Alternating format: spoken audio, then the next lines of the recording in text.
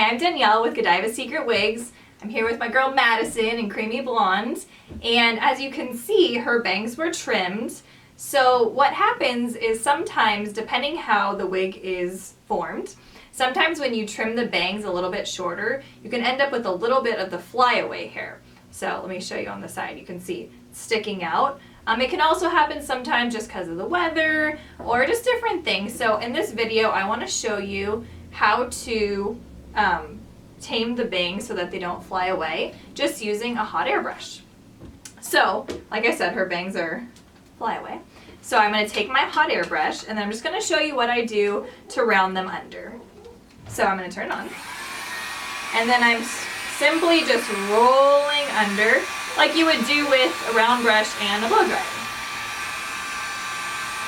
So the key is to let it get a little bit hot. So with our hot air brush, it will never get so hot that it will ruin the wig.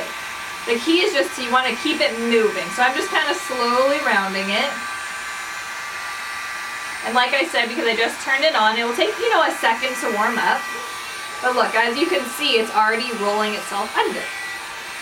So I'm going to do just a little bit more, even though those were pretty good.